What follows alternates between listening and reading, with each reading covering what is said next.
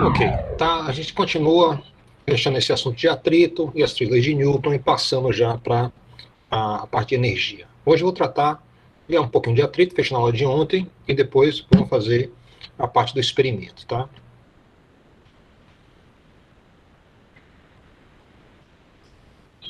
Nosso itinerário, exercício, depois a gente fala sobre o laboratório. Eu acho que vai dar mais ou menos o horário. Muito bem, o experimento 2. Eu vou colocar esse roteiro no como atividade, tá? No Google Sala de Aula. Vai ter dois itens, vai ter um formulário para vocês carregarem um relatório e esse experimento. E hoje é 21 de dezembro, eu vou estabelecer um prazo de 2 semanas para fazer o experimento e entregar o relatório. Eu acho que deve ser suficiente. E vamos olhar aqui, fica mais ou menos assim.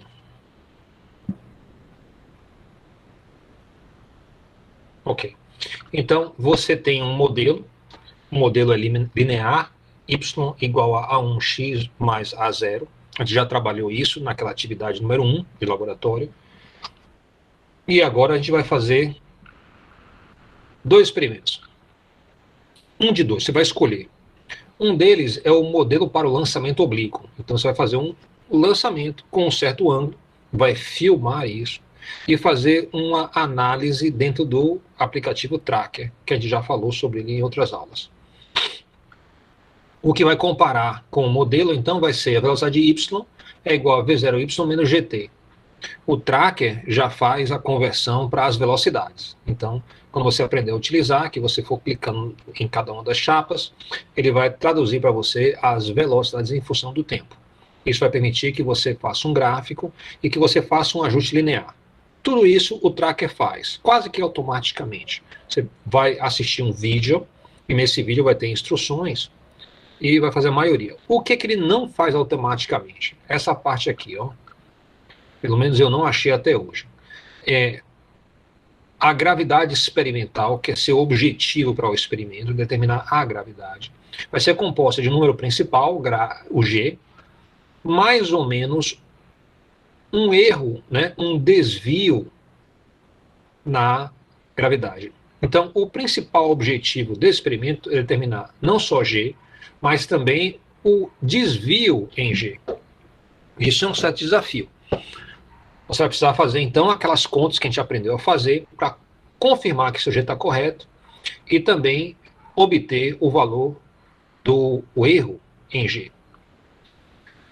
E vai ser da mesma forma daquelas páginas, né, aqueles formulários que você utilizou. Você vai, inclusive, utilizar um formulário daqueles para você apresentar as suas contas.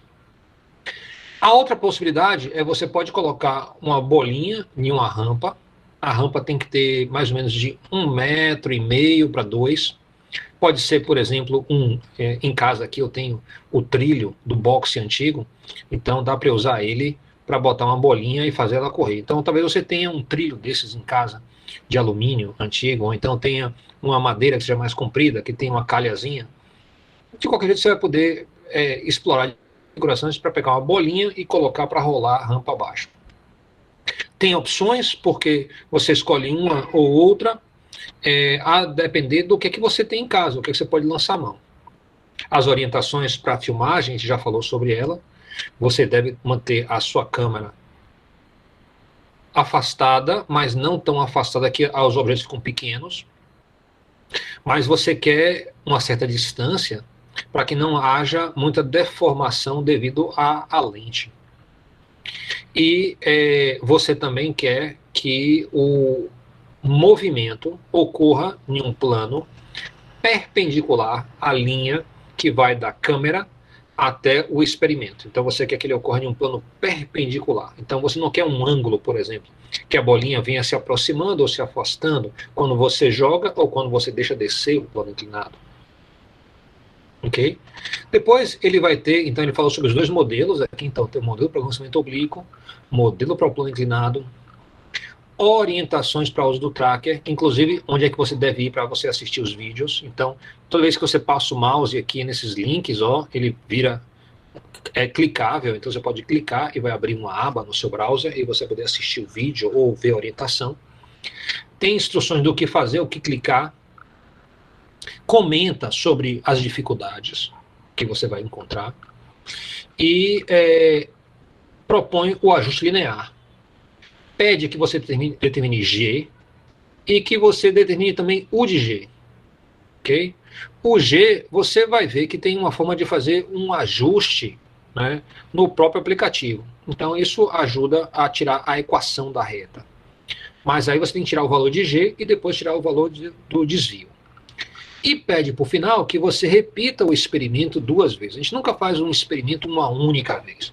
O ideal é que a gente faça muitas vezes. Como a gente não tem tanto tempo assim, eu estou pedindo que vocês façam pelo menos 2 vezes. Depois tem itens para o relatório. Aí fala sobre o relatório tem que ter introdução, metodologia, resultados, análise, conclusão. E aí tem uma série de perguntas. Essas perguntas você vai responder no seu corpo do relatório, ok? Então você vai achar a posição mais adequada para colocar isso. Pede vários itens, aqui você vai ter coisas como, por exemplo, existe erro no valor médio experimental que você determinou? Qual o erro? Qual o seu valor numérico? Você poderia estimar esse erro? Como você apresentaria esse erro? Então, tem várias perguntas assim que você vai pegar e vai fazendo e vai obtendo as respostas. Depois, tem uma parte aqui, indo além. Tem uma proposta para quem fez o lançamento oblíquo e tem uma proposta para quem fez o plano inclinado. Eu vou atribuir uma pontuação extra se você conseguir fazer esses itens aqui. Esses itens não envolvem novos experimentos. Ele só envolve você fazer diferentes gráficos, né, com o aplicativo do Tracker. E propõe para pesquisar, se você quiser, você pode clicar aqui e você vai ver material sobre como tratar o erro, assim por diante, tá? Se você precisar. É o mesmo tipo de material que você já tem naquele livro que é a referência do curso, que eu chamo do Agostinho, né? O Campos e Agostinho. Professor, Oi. esse experimento também vai valer para a primeira unidade? É isso. Eu queria comentar com vocês isso. É bom você chamar, porque a gente já está no final já do curso. Então, minha proposta eu vou deixar um experimento para a primeira parte e esse vai valer para a segunda parte. E eu não vou ter mais nenhum outro trabalho extra. Nós não temos tanto tempo para fazer um trabalho e fazer os experimentos. Então, eu vou deixar assim. Vou dar um prazo de 2 semanas, como a gente já fez o tratamento, vocês já sabem fazer o tratamento, já praticou isso. Eu vou deixar uma nota para cada uma das unidades. Ok?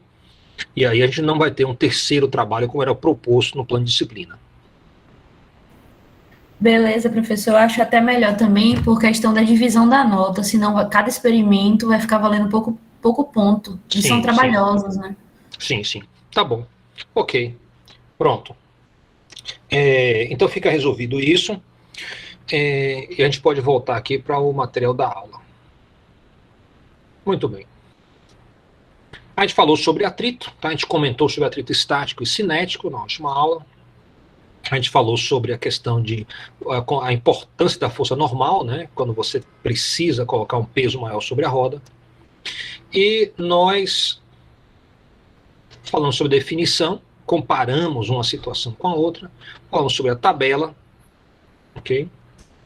E chegamos a um exercício, a proposta foi essa. Então, eu tenho aqui uma massa M1, a massa M1 tem 5 quilos, e tenho uma massa M2, que pode ter diferentes valores aqui à direita. O enunciado diz, diferentes massas M2 são penduradas no lado direito desse sistema de massas e polia. Determine a evolução do movimento, o modo da força de atrito, a aceleração do conjunto, a tração na corda e o deslocamento das massas após 0,5 segundos, ok? Então, eu não vou fazer todos os itens, só vou pincelar assim, depois eu posso até fazer uma resolução mais apurada. Mas está aqui o item 1. Você tem uma massa M2, que é igual a 2,6 quilos. Então, o que é que eu fiz? Eu calculei a força-peso da massa M1, que dá 49 newtons. A força normal associada a ela também é 49 newtons. A massa M2 é 25,5 newtons para baixo. E a força de atrito estática máxima, se você calcular, vai ser 29,4 newtons. Ok? Comparando, então, aqui a força que puxa de cima para a direita, que é 25,5 newtons, com a força de atrito estática máxima, é 25,4 newtons, eu percebo, então, que esse sistema não vai se movimentar. Então, ele vai ficar estacionário. Se ele fica estacionário, a aceleração é zero. Se a aceleração é zero, eu vejo o seguinte, que a força de atrito vai ter que ser igual à tensão no cabo. Se isso é verdade, a tensão no cabo tem que ser igual à força-peso da massa 2. A força-peso da massa 2 é 25,5 newtons. Então, a tração no cabo é 25,5 newtons. Ok? Então, você percebe, tá, que o bloquinho M2 não tem massa suficiente para vencer o atrito. A força de atrito não é 29,4 newtons. A força de atrito é igual a 25,5 newtons. Porque ela tem que ser exatamente igual à tração. Então eu tenho a massa M2, tem um peso de 25,5 newtons. Esse peso é transmitido pelo cabo que chega aqui, que puxa esse bloquinho para a direita com 25,5 newtons. E a força de atrito, que poderia ser máxima, igual a 29,4, vai ser igual a 25,5 newtons. Por que que ela não é igual a 29,4 newtons, que é a força de atrito máxima? Por uma razão até de lógica, tá? Se por acaso eu tivesse 29,4 newtons, puxando o bloquinho M1 para a esquerda, e tivesse o peso de M2 com 25,5 newtons puxando para a direita, então 29,4 é maior. Isso implicaria que esse bloquinho teria que se movimentar para a esquerda. Isso é um absurdo lógico, né? A força de atrito não pode, por si só, ser proponente de um movimento, né? Ela ser a principal locomotiva do movimento para a esquerda. A força de atrito vai resistir ao movimento. Ela não é capaz de gerar movimento nessa situação. Ok? Então, você vê aí a força de atrito é igual a 25,5 newtons. Como ele pediu também o deslocamento depois de 5 segundos, como a aceleração é nula, ele estava parado inicialmente, o deslocamento é zero. Ok? Então, essa é mais ou menos a estrutura que você tem que ter em mente quando você vai resolver um problema de atrito. Tá? O atrito, tá? Ele pode fazer com que não haja movimento, que impeça o movimento, ou ele pode permitir o movimento. Então, é a primeira coisa que você tem que decidir.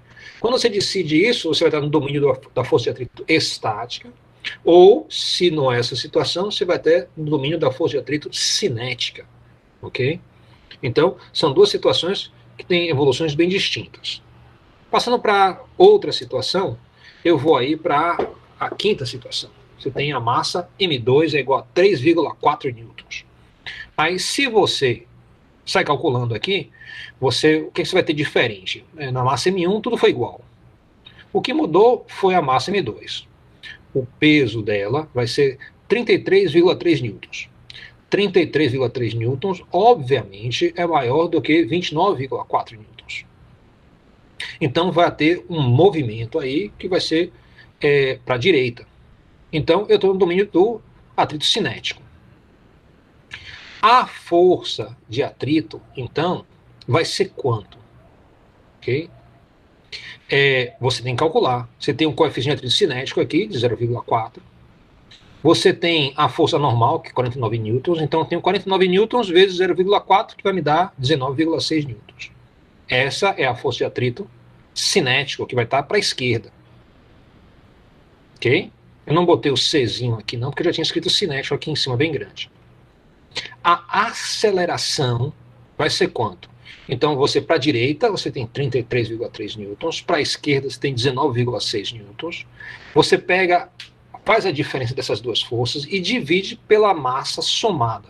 A massa é de 5 quilos, mais 3,4 quilos é a massa total do sistema. E você vai ter aí a aceleração de 1,63 newtons. Poxa, se você sabe que é a aceleração, você pode reduzir o seu sistema para o só dele. E se você trata só dele, você vai ter aí o seguinte: a tração no cabo para a direita, né, menos a força de atrito para a esquerda, 19,6 newtons, vai ter que ser igual a massa vezes a aceleração. Aí você consegue isolar a tração no cabo e você tem, então, 27,8 newtons de tração no cabo. Ok? Então, eu fiz duas análises aí, a primeira e a quinta. Faltam as outras. Note aí que teve um movimento para a direita, tá?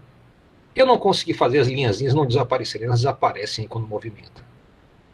Isso é um problema do aplicativo. Ok. Alguma pergunta?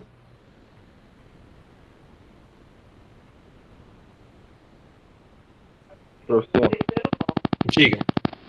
teria como você retomar como você conseguiu essa tração aí? Essa tração? Sim, tranquilo. Então, eu tenho o seguinte, ó. Vou botar um pouquinho mais. Muito bem. Nessa situação aqui, olha o que acontece. A força de atrito, eu já determinei cinético, né? Por que é cinético?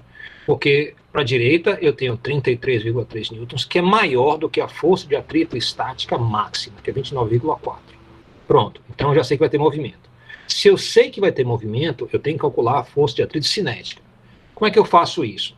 É o coeficiente cinético multiplicado pela normal do bloco M1. Então eu tenho 0,4 que multiplica 49 newtons.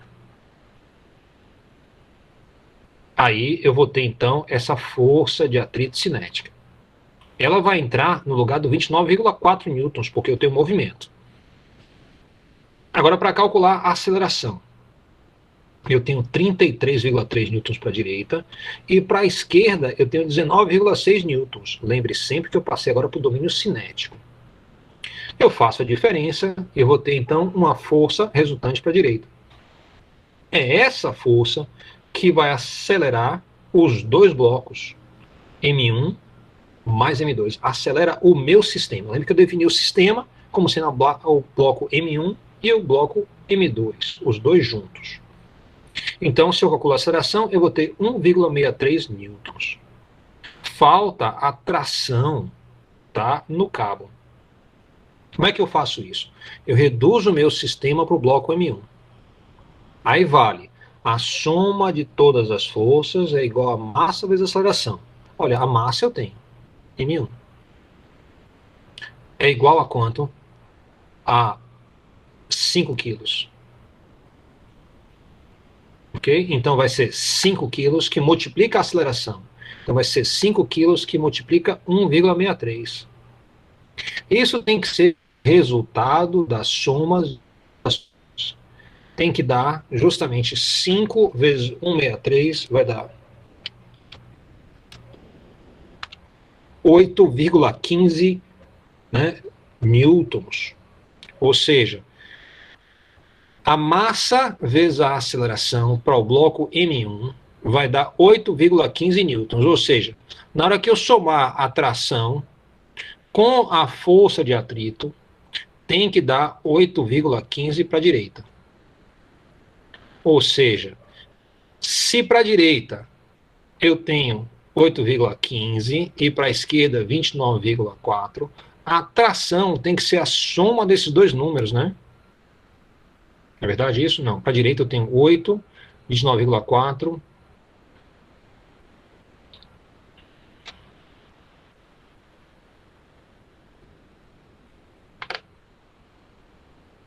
Sempre é mais fácil, usa no papel ou quadro.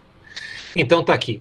Tá bom, então essa tração para a direita, descontada 29,4 newtons, vai ter que me dar como troco, digamos assim, 8,15 newtons, que é a massa que multiplica a aceleração. Aí ficou mais fácil. Respondi sua pergunta?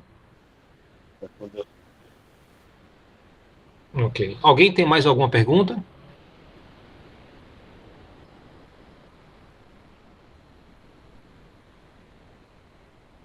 Ok. Então, seguimos adiante.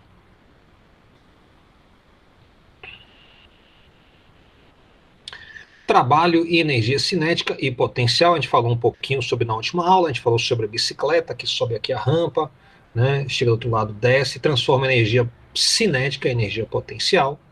A gente falou que isso é uma descrição de três, ok?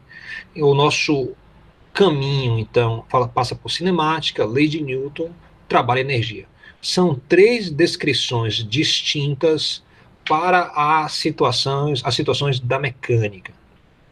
A preferência na física é a trabalho e energia porque é escalar. A gente pegou a equação de Torricelli, a gente brincou com ela, multiplicando pela massa e mostrou que ela se torna, né, uma diferença entre dois termos cinéticos e o lado direito vai ser a definição do trabalho. Então, massa vezes aceleração é força. Força que multiplica delta x é justamente o trabalho, a definição de trabalho. Uma primeira definição. Na física, acontece muito isso, fique atento. Acontece isso em todas as áreas. Né?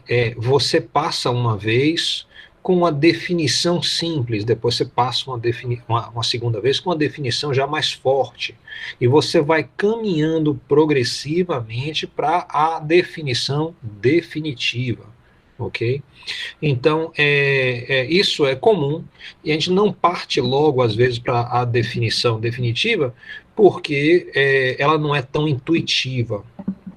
Então, a proposta aqui é trilhar um caminho que é mais intuitivo. Ok?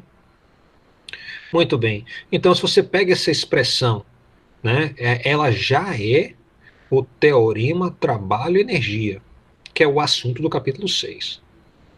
Então, ela vai dizer o seguinte: o trabalho é igual uma diferença de movimento. Se a gente define, né, o movimento como sendo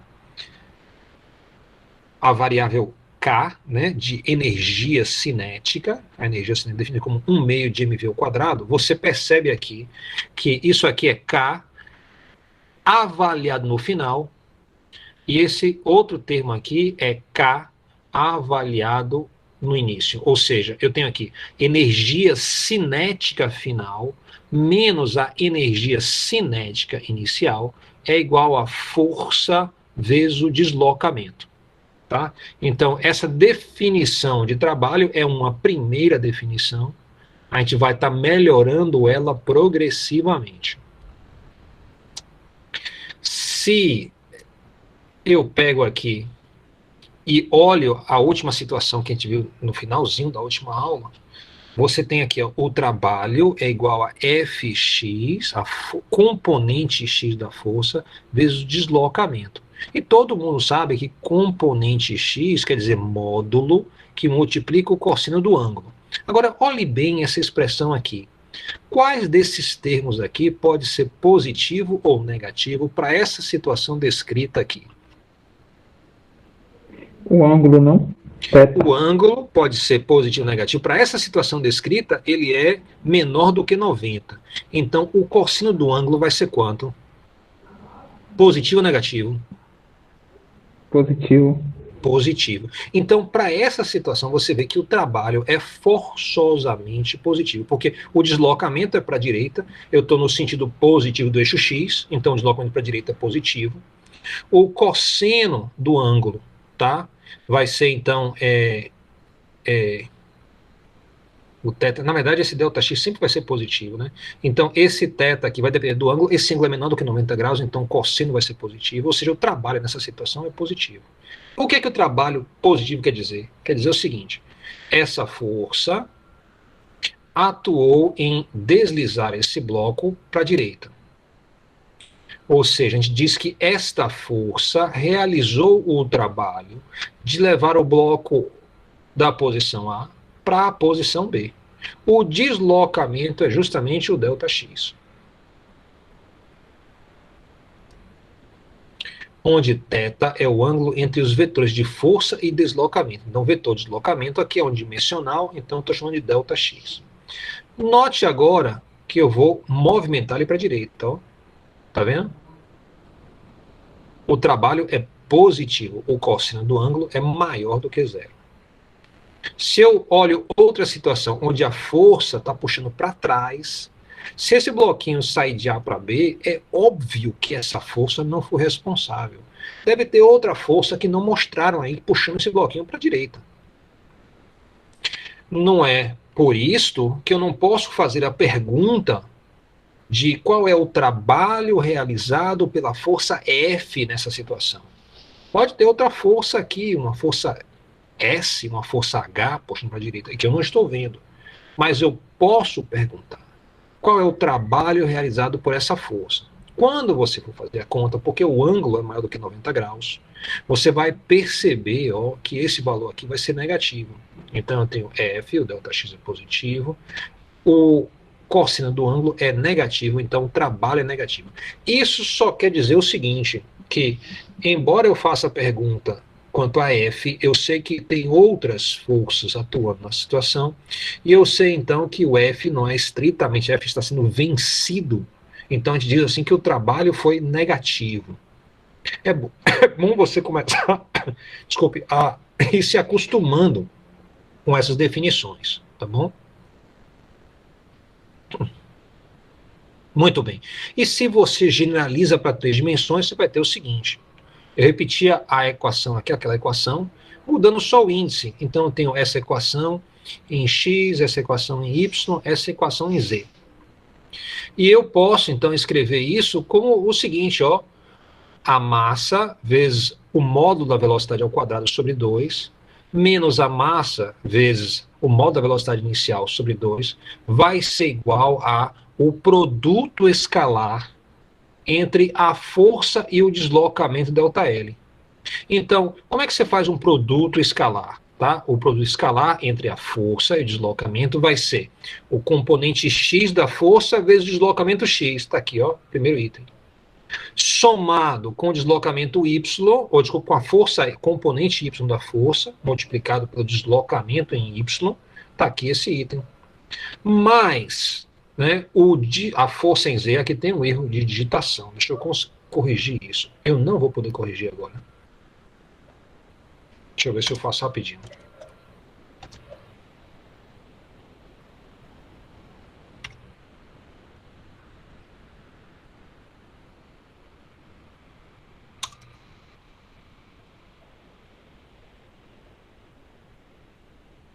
Foi mais rápido do que eu imaginei.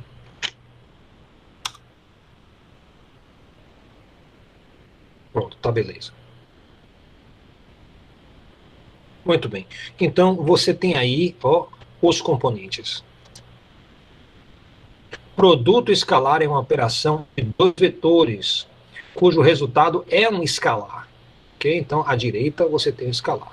Basicamente, o que é que eu fiz? Eu peguei, somei isso aqui, somei o de cá e somei aqui. Isso vai dar justamente esta expressão. Você pode fazer com mais paciência depois em casa. Você vai ver que dá certinho. Note que a gente já evoluiu na definição do trabalho. O trabalho agora é o produto escalar entre a força e o deslocamento. A definição mais geral pressupõe que a força não é constante, e quando a força não é constante, você tem que fazer pequenos passos ao invés de um deslocamento grande. Isso quer dizer que o trabalho, na definição mais geral, vai ser igual à integral da força escalar, um pequeno deslocamento, a gente vai chamar de um dl. Tá? Eu vou colocar essa definição final no início da próxima aula. Okay? Só lembrando, o produto escalar entre 2 vetores vai ser, por definição, é AX, BX, mais AY, BY, mais AZ vezes BZ. O produto escalar, você também pode mostrar que ele é exatamente igual ao produto do módulo de A pelo módulo de B, que são os 2 positivos, vezes o cosseno do ângulo. Que ângulo? O ângulo entre os vetores do vetor A para o vetor B, ou seja, é até definido a orientação desse ângulo, tá? Então, ele vai ser do vetor A para o vetor B. Esse produto aqui de força escalar o deslocamento, então fica assim, ó. Se eu utilizar esta receita ao produto escalar de dois vetores, eu vou ter, então, f de x, delta x, mais f de y, delta y, mais f de z, delta z. E aí, só por completeza, tá? Não sei se vocês já viram isso, mas se você faz o produto escalar entre dois vetores iguais, tá?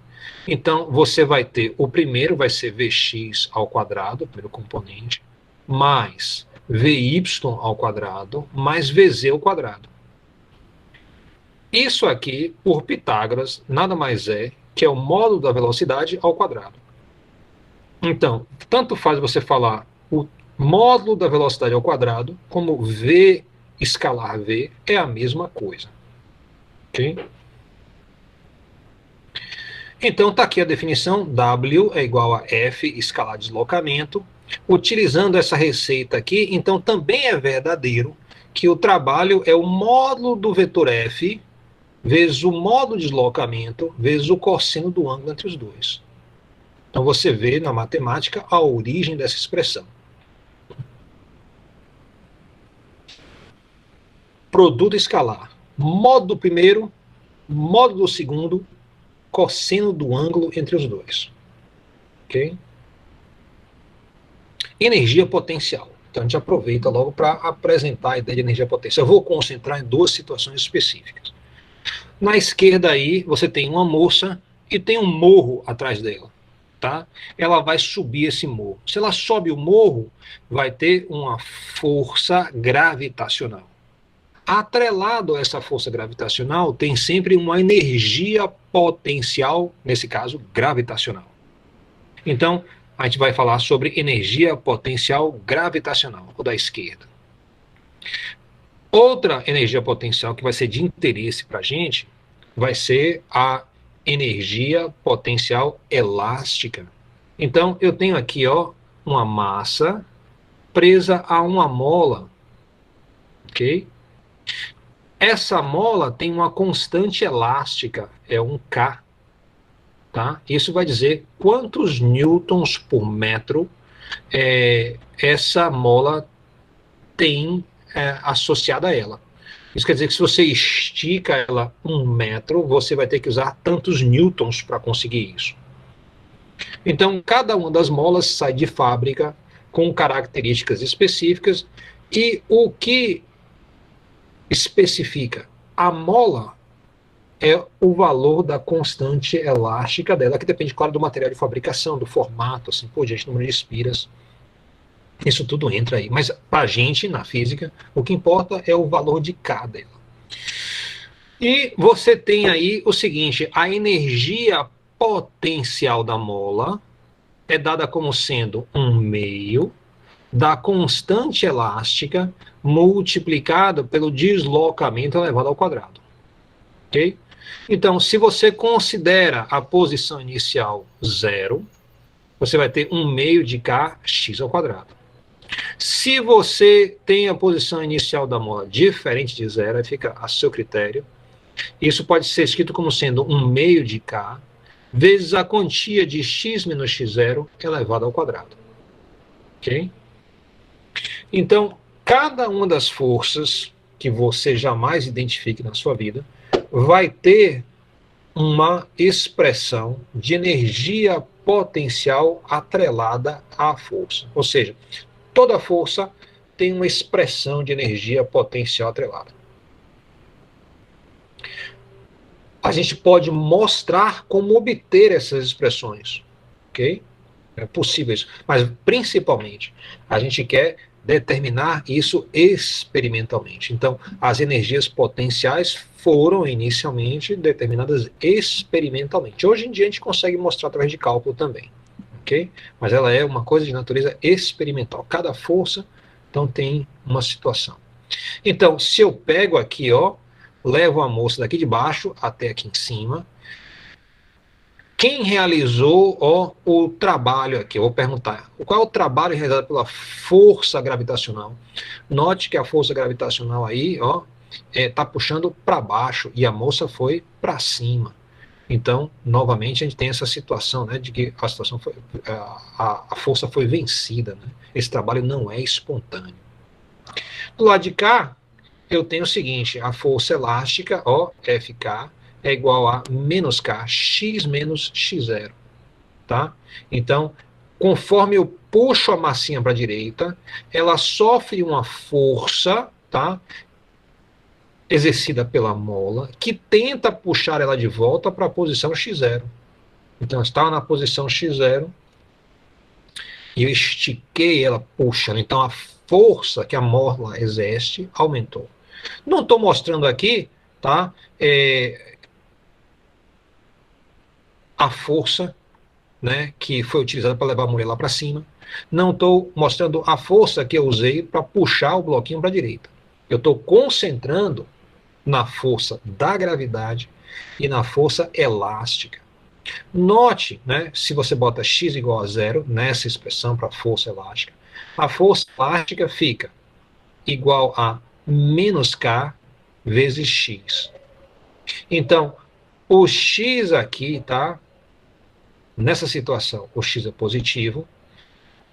Eu multiplico por uma constante e troco o sinal, ou seja, essa é uma força, tá? Que puxa a massinha de volta para a posição de equilíbrio. Então, diz-se que é uma força que restitui, ok? É restitutiva, ok? Muito bem. Quando você pensa aqui, em uma referência, no caso gravitacional, minha referência vai ser a base do mol, vai ser o y0. Aqui em cima eu tenho y. Então, se eu digo que y0 é igual a 0, a energia potencial gravitacional fica como função somente de y, mg vezes y.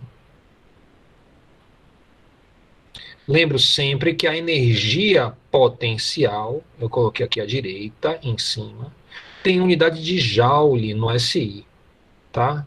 Que é a unidade, então, de energia. Para cada força, existe uma expressão de energia potencial que é obtida através da integral da força pelo deslocamento. Então, a gente vai mostrar isso mais tarde. Muito bem. Conservação da energia. Um objeto submetido a uma força se movimenta de tal forma a preservar a soma da energia cinética e potencial. Então, se você pegar a energia cinética inicial mais a energia potencial inicial, isso deve ser igual à energia cinética final mais a energia potencial final. Quando isso acontece, eu tenho a conservação da energia. Se eu não tiver a conservação da energia, eu vou adicionar um termo, ou à esquerda ou à direita, representando a energia perdida, a energia dissipada. Ela pode, por exemplo, ser dissipada na forma de calor. Se eu não tenho esse termo, eu tenho a conservação da energia. Essa soma é chamada de energia mecânica total e se conserva na ausência de forças dissipativas, como o atrito, por exemplo. Muito bem, se você rearruma os termos, você escreve, tá, essa conservação da energia como sendo, ou da energia mecânica total, como dizendo o seguinte: a variação da energia cinética vai ser igual a menos a variação da energia potencial. Como eu sei, né, que a variação da energia cinética é igual ao trabalho, eu posso então dizer que o trabalho é igual a menos a variação da energia potencial. É assim que eu posso obter as expressões para a energia potencial a partir da integral da força. calculando o lado esquerdo aqui do W. Note que existe uma inversão de sinal, né, entre o trabalho e energia potencial. Muitas vezes eu gosto de pensar isso em termos de sistemas, né? Se eu tenho um sistema, tá? Se o meu sistema, eu realizo trabalho sobre o meu sistema, isso quer dizer que a energia potencial dele deve aumentar, né? Se o sistema realiza trabalho sobre o ambiente, isso quer dizer que a energia potencial dele deve diminuir. Conforme a gente for fazendo exemplos, isso fica mais claro. Tá aqui. Exemplo número 1. Um saco de 10 quilos de uma H igual a 8 metros. Aí pede o seguinte: preencha a tabela supondo a conservação da energia. Então, eu comecei a fazer aqui alguns valores, tá? Então, eu sei o seguinte: o meu saco, tá? Um saco é solto, tá? De uma altura de 8 metros. Inicialmente ele estava parado. Então, eu penso assim: quando ele está em uma altura de 8 metros, a energia cinética dele é zero. E eu posso calcular a energia potencial como sendo M vezes G vezes H. Se eu faço isso, eu tenho 784 joules. A energia mecânica total do sistema, então, é zero mais 784, o que vai dar a energia total aqui de 784. Eu sei a velocidade desse objeto, tá? A velocidade é zero, porque eu tenho energia cinética zero também. Muito bem. Conforme ele vai caindo, que ele chega a uma altura, ele passa pela altura de 6 metros, eu posso novamente calcular a energia potencial, mas agora usando 6 metros. Eu tenho M, a massa do objeto, vezes a gravidade, vezes a altura. Vai dar 588 joules. Como eu sei que a energia se conserva, 784, eu repito aqui em cada uma das fileiras.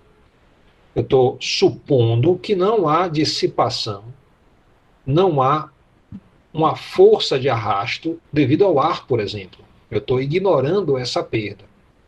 Se eu não ignorasse, o valor da energia total iria diminuindo. Então, eu tenho uma certa idealização aqui. Embora, tá, para esse saco de 10 quilos, isso seja bem razoável. Ele cai a uma altura pequena de 8 metros. Então, a resistência do ar não vai ser importante para essa questão. Muito bem. Posso calcular a velocidade. A velocidade pode ser calculada a partir da energia cinética, porque eu sei que a energia cinética é 1/2 da massa vezes a velocidade ao quadrado. Tem o valor da energia cinética, tem o valor da massa, eu consigo tirar o valor da velocidade, que vai dar 6,26. E eu posso continuar fazendo isso. Quando eu chego a 4, eu posso calcular a energia potencial. Eu sei que a energia potencial mais a cinética vai dar 784. Então isso me disse aqui que eu tenho 392 joules. E eu posso tirar a velocidade, deixei em aberto aí para você estar isso completando. Preenchi aqui até o final. Note, a cinética já caiu aqui, ó, a energia potencial 196, conforme o objeto chega a 2 metros de altura, passa por essa posição. A energia cinética já é bem maior, 588 joules. Somando as duas, 784. Quando um objeto chega, quando eu falo assim, está no chão, quase batendo, tá? Ou seja, logo antes da pancada, a energia potencial já chegou a zero. E a energia cinética chegou ao seu valor máximo. Note que pela conservação, toda a energia potencial inicial foi transformada em energia cinética final. A soma das duas continua dando 784 e eu posso calcular a velocidade de impacto. Ok? Uma coisa que é interessante aqui observar é que, nesse caso, a energia potencial, que é mgh, eu tenho então uma diminuição linear. Em 8 metros eu tenho 784, em 4 metros eu tenho 392 joules, caiu para metade. Ou seja, a energia potencial diminui linearmente, enquanto a energia cinética aumenta linearmente. Ok? A energia potencial permanece constante. Isso só é verdade porque a expressão de energia potencial gravitacional é mg vezes h. E essa é uma expressão, ok? Quando você, eu vou colocar para vocês aqui um exemplo para vocês estarem fazendo, que é o exemplo número 2, porque na verdade eu já preenchi para vocês aqui. Vocês têm que estar confirmando isso depois. Aqui eu tenho um exemplo com a mola. A mola se encontra presa a uma massa de 4 kg. A massa é puxada, esticando a mola em posição x igual a 10 centímetros. Posição de equilíbrio em x igual a 0. E constata-se uma força de 16 newtons. Preencha a tabela abaixo para o movimento da mola uma vez solta. Então, eu puxei a mola esticou, e eu tenho, então, 16 newtons aplicados. Se eu sei o deslocamento de 10 centímetros, e eu sei que a força é igual a K vezes o deslocamento, dá para eu tirar a constante elástica. Note que a constante elástica tem um K minúsculo, diferente do K maiúsculo da energia cinética. Isso é uma distinção, tem que ficar claro para você. K maiúsculo é a cinética, K minúsculo é a constante elástica. No livro, eles usam até uma letrinha diferente, uma tipografia diferente para cada um dos casos, para você não ter confusão. Então, se eu pego e tenho a posição de 10, eu tenho, então, uma energia potencial de 0,8. Como é que eu calculei isso? 1 meio de K delta X ao quadrado. Então, 1 meio vezes 16 newtons por metro, se não me engano é isso. Não, F é igual a Kx, então você vai ter aqui 1,6 newtons por metro, né? Deixa eu ver aqui, desculpe, 160 newtons por metro. Então eu tenho 160 newtons por metro, vezes 1 meio de Kx, né? Então você vai ter 1 meio vezes 160, vezes ponto elevado ao quadrado, que vai dar 0,8. Então dá para você calcular a energia potencial com aquela expressão. Como sabe que ele começa parado, quando você solta o objeto, você alongou a mola e soltou, a energia cinética é 0. Somando esses dois valores, eu vou ter então 0,8 como energia total. E dá para tirar a velocidade a partir do termo da energia cinética. Eu vou então mudando linearmente 10 para 7,5, para 5, para 2,5, para 0. Ou seja, a mola, a gente falou que a mola restitui para a posição inicial. Então, o bloquinho sai do deslocamento máximo, que é 10 centímetros, de velocidade inicial 0, e ele vai ganhando velocidade conforme se aproxima, né, da posição de equilíbrio. A energia potencial vai diminuindo. Mas como é que se dá essa diminuição da energia potencial? Como é que se dá esse aumento da energia cinética? Se você observar aqui, quando você faz a conta da energia potencial, ela é 1 meio de K por delta X elevado ao quadrado. Então, ela não é uma expressão linear. Isso quer dizer, então, que para 10 eu tenho 0,8, para metade do caminho eu já tenho um valor muito inferior à metade de 0,8. Então, eu vou ter 0,2 joules. Você pode continuar aqui, tá? E você vai ter, se a energia se conserva, então eu estou pressupondo que a resistência do ar não é significativa e que a mola não aquece. Quem trabalha com mola sabe que quando você flexiona a mola, ela vai aquecendo, tá? Então há uma perda de energia ao deformar uma mola. Eu estou supondo que essa deformação está tirando pouca energia do meu sistema, então eu estou desprezando esses valores. Para a maioria das molas, isso é bem razoável. Então, eu vou ter aqui o seguinte, a energia potencial somada com a energia cinética vai dar 0,8, e eu posso repetir esse número para toda a coluna. Conforme eu vou calculando a energia potencial, eu consigo, com a energia potencial e energia total, determinar a energia cinética. Então, eu tenho toda essa coluna aqui. Note que a energia potencial inicial, ao final, se transformou toda em energia cinética. E você pode tirar a velocidade. Deixei algumas lacunas aqui para você estar preenchendo. Tá? Então, eu queria discutir justamente esses dois exemplos principais. Isso deu uma introdução básica, tá, aos conteúdos do capítulo 6 e o capítulo 7. A gente falou aí sobre o teorema trabalho-energia, falou sobre a energia potencial e apresentamos dois exemplos, né, um baseado na força gravitacional, na energia potencial gravitacional, e outro na força elástica, né, associado à energia potencial elástica. A diferença é que a força gravitacional é linear e a força elástica ela é quadrática. Okay? Então, isso faz a diferença de comportamento. Por isso que esses dois exemplos são muito significativos. A gente tratou aí a situação linear, a situação quadrática, são as mais comuns em toda a engenharia, em toda a física. Né? Você geralmente não encontra energia potencial que depende do cubo, depende do quadrado, ou da quarta potência. Isso é muito raro, muito difícil de acontecer. Geralmente, essas duas situações cobrem a maioria dos casos, né, conhecidos. Alguém tem alguma pergunta? Professor, não é sobre o assunto não, mas a lista de presença vai ter? Tá, não, eu não vou fazer lista de presença hoje não. Essa semana vocês estão livres aí. Ok.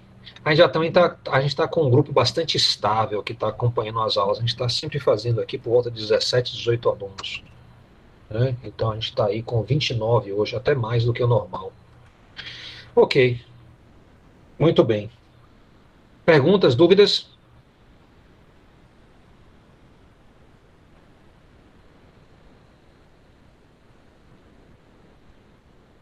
Tá, então se ninguém tem nenhuma dúvida, eu vou encerrar por aqui a aula, tá?